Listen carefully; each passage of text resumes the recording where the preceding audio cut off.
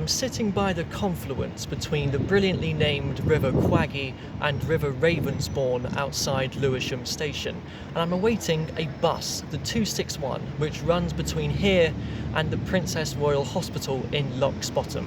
But it's not going to be a more modern bus which you would expect, it's going to be a much older one instead. So yes, this is another bus running day when they bring back old buses to the streets of London and you get to ride them for free.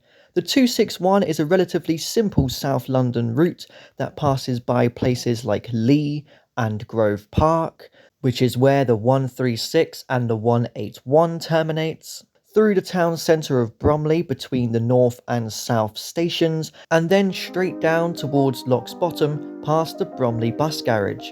More on that later.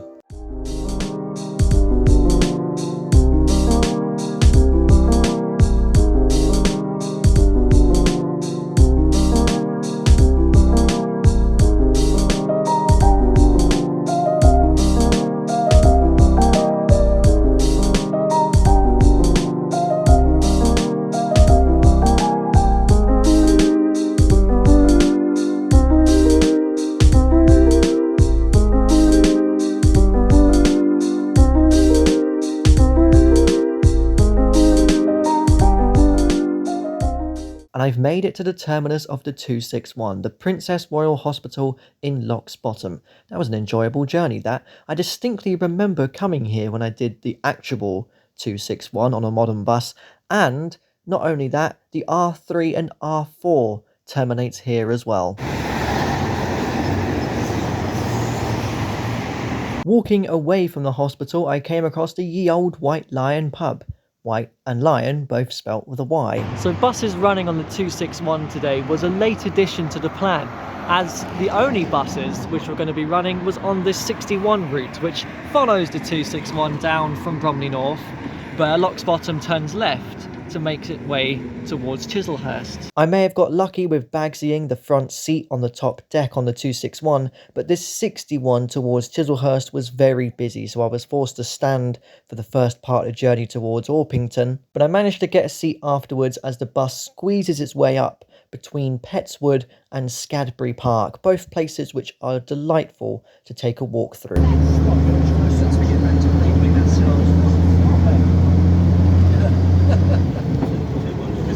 Pulling into Chislehurst by its Sainsbury's, I was reminded when I waited here for the R7 route, which starts outside, as my driver, on her break, Joyce, a regular passenger called her, popped into the Sainsbury's to buy herself a loaf of bread. I've made it to Chislehurst. What I remember about doing the 61 route was that was my first time in Bromley, walking from the south station to the north. And when I got here, I was quite surprised with how affluent Chislehurst was and how green it was as well. Quite nice scenery travelling through the woods. The station though, quite surprisingly, is quite far away. When I got to the terminus, I jumped on the 61 that was ready to leave straight away to head back. This time I'm going to let this one go and get the one behind. That took slightly longer than expected though, because I think there was a gap in service, but eventually an older bus showed up and we were back travelling along the 61 route again towards Bromley Bus Garage.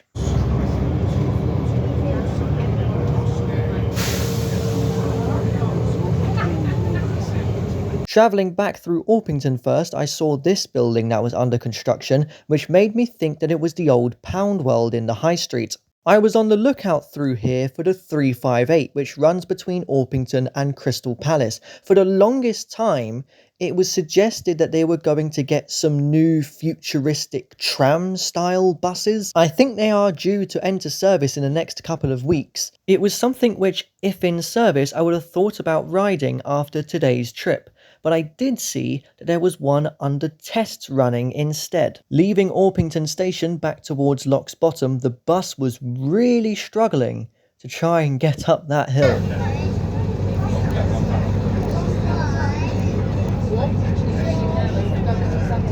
Jumping off at Bromley Bus Garage, the bus stop was packed full of people, and that's because the bus garage itself is celebrating its 100th anniversary with a special opening day. That's the whole reason why there's old buses today out on the 61 and the 261 to coincide with this event. There was a selection of both old and new buses, including one which had been wrapped in celebration of the 100th anniversary. I expect you'll maybe see this bus soon out on some routes around the Bromley area, and there were stalls as well where you can buy a collection of transport goodies. I've got two things to say. This was not the first bus garage opening day that I went to this year.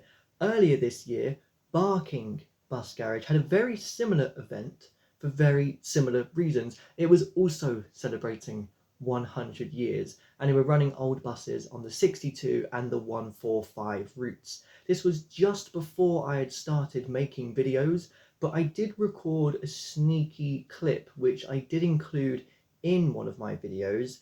If you know what one that is, leave it in the comments section below. And the second thing is that not only were they just running buses on the 61 and the 261, but there were some feeder services as well to bring people towards the event from different locations. And one of the routes that was running there was the 47.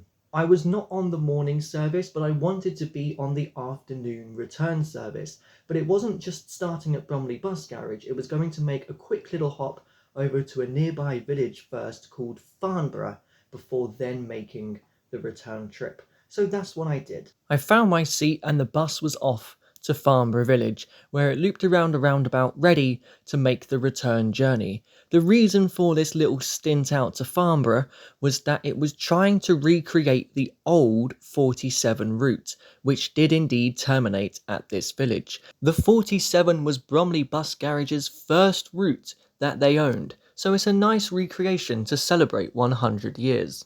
Making our way back to Bromley Bus Garage, I was glad that I was already on the bus, as I expected it to be quite busy here. And then we continued through Bromley Town Centre, taking a different route towards Lewisham than the 261, going by Catford Bus Garage in Bellingham. Catford Bus Garage opened in 1914, so I've missed out on their 100th anniversary by 10 years, and this is where Route 47 starts nowadays.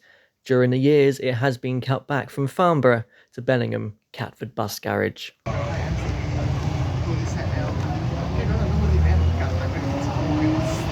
Carrying on straight up the road, we passed the iconic cat on a Catford sign and, oh, there's an open top bus.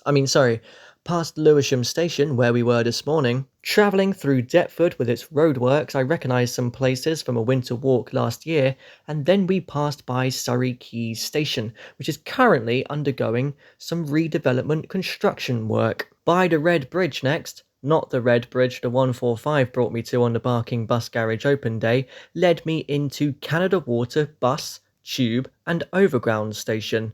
Does this sign here predate the London Overground, as it's not mentioned? This, by the way, is where the iconic Route 1 begins on its journey to Hampstead Heath. Following a Jubilee line, Route 47 then passes by Bermondsey Station and London Bridge Station, where it then actually crosses the London Bridge itself.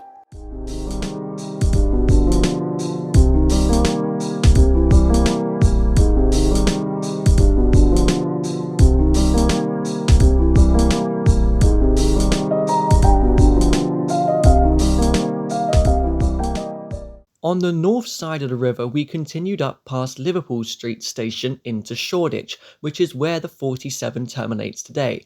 Not back in the day though, it carried on beyond here, but I didn't quite know what route it was going to take, so it became a little bit of a magical mystery tour of the East End.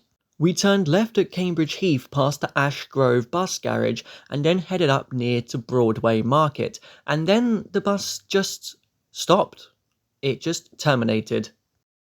This might feel like a completely random terminus in the middle of an estate, but this is where Dalston Bus Garage used to be, up until 1981 when it was closed and replaced by Ash Grove Bus Garage. This is where, back in the day, the 47 would have terminated. That journey was just over 19 miles long and took exactly 2.5 hours. That's a very considerable amount of time and distance for a London bus, and Although there are a couple which are longer than that, it's not something you really expect from a daytime bus route in London nowadays. They used to run much further, greater distances than they do nowadays. So that was quite an epic journey to make, especially when you really stop to think about it and think that you went from this quiet village on the outskirts of southeast London, very near the border, to just a random estate in Hackney in northeast London.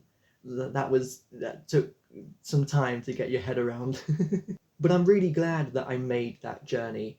And thinking about it now, I've been on quite a few old buses that recreate London bus routes.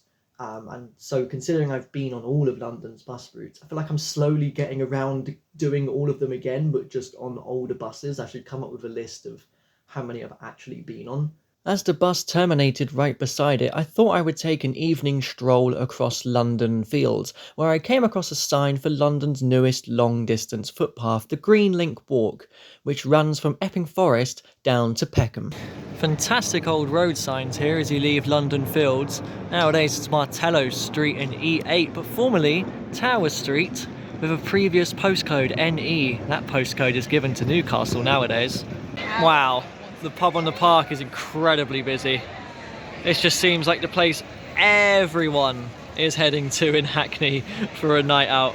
Rather than use London Field Station, I thought I would walk up in towards Hackney, past the magnificent Hackney Town Hall and Hackney Empire, and use Hackney Central Station to get the train home. This is the old station building, by the way. However, there were some cancelled trains, so I decided to take the long walkway to Hackney Down Station instead, where I like that there are old One logos, which is a previous train operating company, and that signs even still mention Angel Road Station, which closed quite a few years ago now. Ending here at Hackney is it's a world away from Chislehurst and Farnborough, where we were earlier.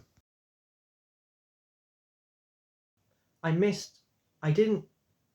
was not on the morning service, but I wanted to be on the afternoon return service.